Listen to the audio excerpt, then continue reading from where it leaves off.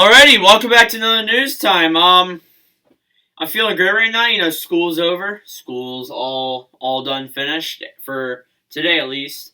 And I'm probably gonna make 2 videos, and then the game review will come out early tomorrow morning. So basically, just schedule for the next 4 days. So pray for that. So let's start off with the news time. We do news time is pretty much like at least 3 times a week, but we're doing one today. So let's get into it. So Mark Recchi, the assistant coach of the New Jersey Devils, has been hired. Now, Mark Recchi played for the Philadelphia Flyers and the Pittsburgh Penguins and maybe a few other teams, if I'm not mistaken. He was also a Penguins coach before he got hired by the New Jersey Devils.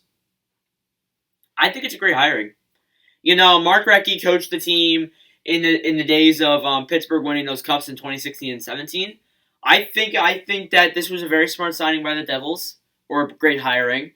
And I think that you add him to Lindy Ruff, who wasn't the best coach that New Jersey could have picked. I'm not saying that he's not disrespecting Lindy Ruff at all, but I am saying that it wasn't the best pick, that best choice they could have picked. So it's a good hiring. We're gonna see how the Devils play. Maybe he can coach this team right. Maybe Jack Hughes, Nico Hischier, the players that we're building a core around. Maybe they can get better and they can lead this team to at least the playoffs. So yeah, another thing, Bobby Ryan has won the Masterston. So we talked about Matt Double winning the King Clancy yesterday, and there was a little bit of an argument with this one too. Now you could see Lindblom winning this, but you could also see Ryan winning this. Either way, I wasn't going to be mad. I wouldn't even be mad if Klingberg won it though. So I would have preferred Lindblom, but Ryan has a great story. For those who didn't know, if you don't know, I don't know how you don't know. Bobby Ryan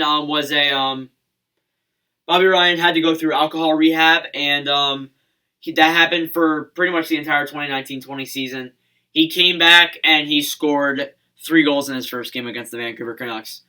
Probably one of the best games and the best moments of the whole season. Probably one of the best moments of the past few years. So that is great. I think that he 100% deserved it. I wouldn't have minded if Lindblom won it too, especially with him getting cancer. He comes back when the Flyers are down and he plays well. I mean, if the Flyers won Game 7, I'm sure this might have changed. This might have made the Masterston different.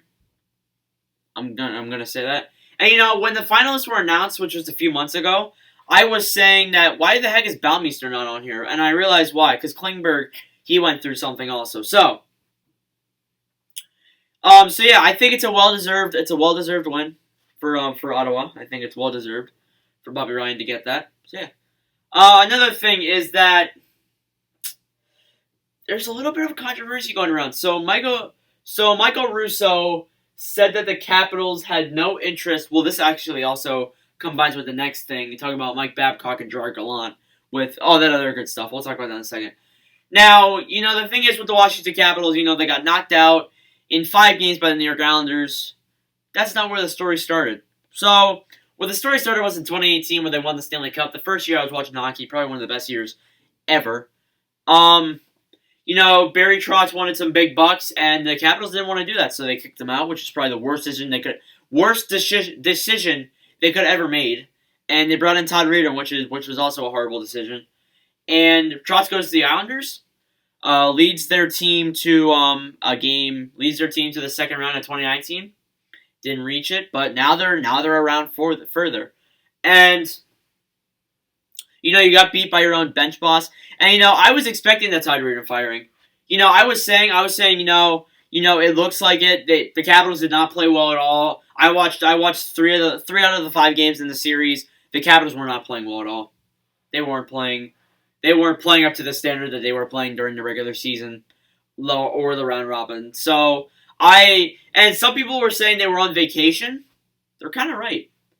And the Capitals had no interest in playing. And I mean, you had basically Ovechkin, and you had basically Ovechkin.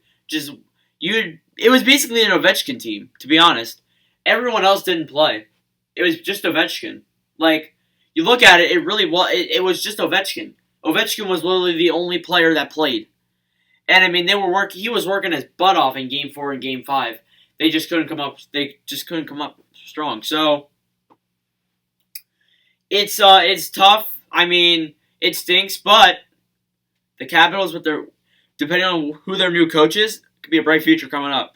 So, Todd Reardon got fired about a few weeks ago, and now you have they're interviewing a lot of players. They interviewed Mike Babcock and Gerard Gallant, who I think Babcock.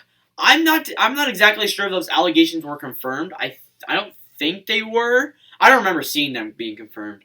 So I honestly don't know. But Gallant would be a very good addition. I don't know why we're gonna go back to New Jersey here again. I don't know why New Jersey didn't sign him or Peter Laviolette. Peter Laviolette was also in the mix there of getting interviewed by the Capitals, but I don't know if that's gonna be a thing.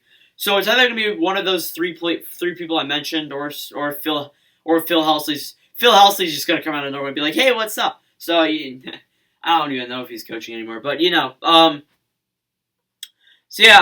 on who the Capitals hire, I'll be there to cover it, and it's gonna be pretty interesting. Let's finally preview the game for tonight. It's the Dallas Stars and the Vegas Golden Knights. Probably my two favorite teams in the entire playoffs right now, besides Tampa and New York, of course, because those are the other two teams. And this is a really intense series. I mean, if Vegas can really improve their goal scoring and come up with creative ways, they can score. They have players that they can put the puck in the net with. Mark Stone, Marchessault, Alex Tuch. You got the basic players, and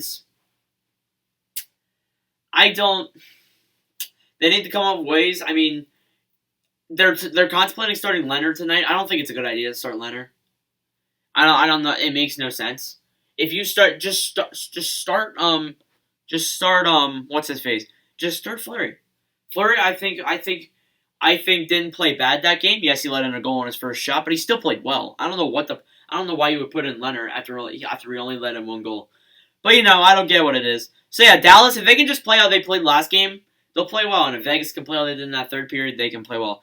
Dallas has really got to handle that third period. Dallas has really got to handle during that third period, though. If they play like how they did in that third period, and Vegas is better with goal scoring, that's gonna cause trouble. So yeah, I hope Dallas wins tonight. I do see Vegas winning it though, so we'll see what happens. I'll be watching the game, and the game review will come out tomorrow. So yeah, there will likely be maybe one or two more videos out today. I'm not too sure. Depends on how much time I have. So yeah, thank you guys so much for watching. If you did enjoy, do make sure to leave a like, hit that subscribe button, trying to get to 400 subscribers. Oh good God, I just got a huge invite. I forgot to turn on my TV. So yeah.